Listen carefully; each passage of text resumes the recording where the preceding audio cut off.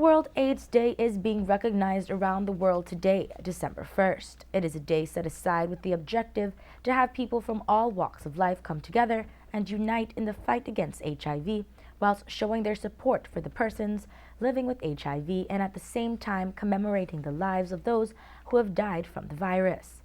Globally, there are an estimated 34 million people who have this virus. Despite the virus only being identified in 1984, more than 35 million people have died of HIV or AIDS, making it one of the most destructive pandemics in history. According to the World AIDS Day website, while there have been scientific advancements in HIV treatments and laws brought about to protect those affected with the virus, and while there is a better knowledge as to how the virus is contracted, there are still thousands worldwide still being diagnosed each year.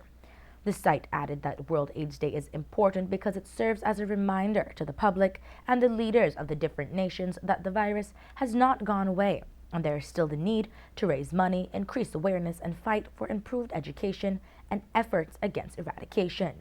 The information on the site went on to say that around the world, there is currently an estimated 34 million people who have this virus. On the local front in Belize, the National AIDS Commission hosted a symposium in Belmopan, Cayo District aimed at educating youth on the disease.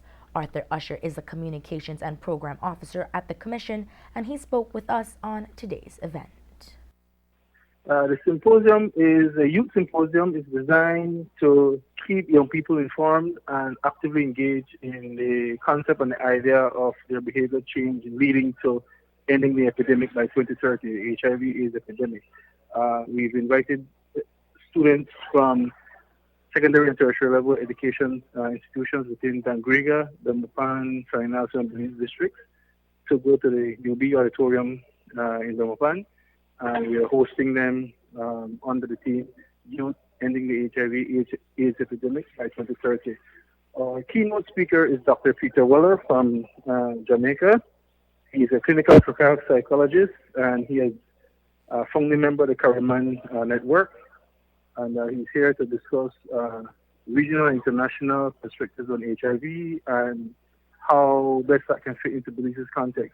We've also had local presenters, Dr. Mazanero from the Ministry of Health, and Ms. Shirley Tablada, who is a consultant on HIV.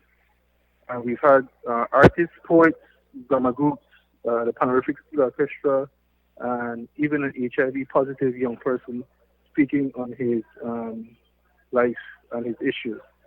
So that's basically the gist of the symposium, and we hope to, at the end, to have them sign a pledge saying where they are with HIV in their lives. We're also doing free testing here at UB with BSLA, but generally throughout the country, the Ministry of Health, along with the National AIDS Commission, have coordinated and organized all the testing sites.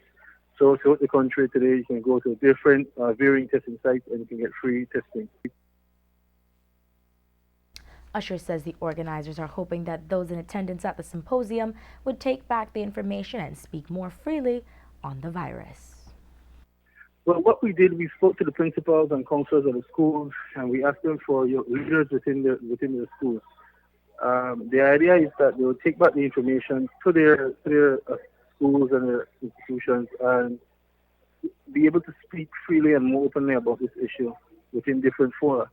So we're not just hoping that these particular 200 kids will get this information and hold on to it. We're hoping that they can take it back and change some of their behavior patterns.